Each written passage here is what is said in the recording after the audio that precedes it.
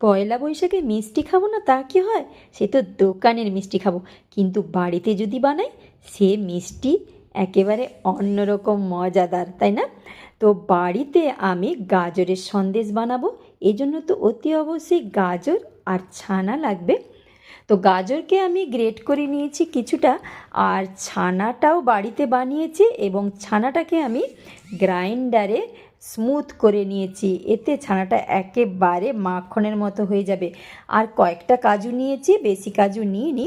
তো এবারে কড়াই বসিয়ে গ্যাসে তো ঘি গরম করে একটা এলাচ ফোড়ন দিলাম এবং কাজু কুচি করে একটু ভাজতে থাকলাম।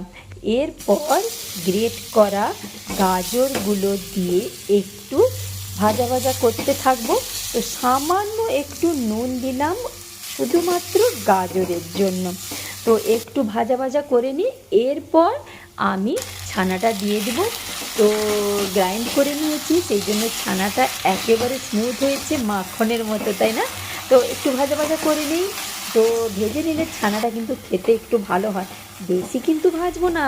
তো বেশি ভাজা হয়ে গেলে কিন্তু দানা দানা হয়ে যাবে, খুব শক্ত হয়ে যাবে, খেতে ভালো লাগবে না। ঘি বেরোচ্ছে কেমন, তাই না? ঘি তো দিয়েছি, আর ছানা থেকেও ঘি বেরোয়, জানো তো। তো পুরোটাই একেবারে ঘিতে করছি, খেতে ভীষণ ভালো লাগবে। তো আর একটু হবে। তো এইরকম মিষ্টিটা শুধু দিতে বাকি আছে, চিনিটা তো 1 চামচই দিলাম, বেশি মিষ্টি দিলাম না। দোকানে তো খুব মিষ্টি দেয়, তো বাড়িতে বানাচ্ছি স্বাস্থ্যসম্মত খাওয়া, তো বেশি মিষ্টি দিলাম না। আর একটুক্ষণ হলেই নামিয়ে নেব। দেখি কতটা হয়েছে। না, আর একটু হবে। তো হয়ে গেলে গরম অবস্থাতে যেমন খুশি তুমি গড়ে নিতে পারো, বা এমনি সন্দেশের মতো খেতে পারো, বা শেপ দিতে পারো। তো হয়ে গেছে, আমি এবারে এটা প্লেটের মধ্যে ঢেলে নিচ্ছি। গরম তো মানে এত যে ঘির গন্ধ, চারিদিক ম ম করছে। এবার যদি আমি এটাকে শেপ দিতে চাই, তো বিভিন্ন রকম শেপ দেওয়া যায়। তো প্লেটে ঘি লাগিয়ে নিলাম পুরো প্লেটটা ভালোভাবে। তো সন্দেশটা আমি এবারে প্লেটে ঢেলে দিলাম, আর গরম অবস্থাতেই কিন্তু এটাকে শেপ দিতে হবে। তো একেবারে ওপরটা স্মুথ করে নিলাম এবং চারিধার এরকম একেবারে বর্ডার করে দিলাম, বাউন্ডারি লাইন।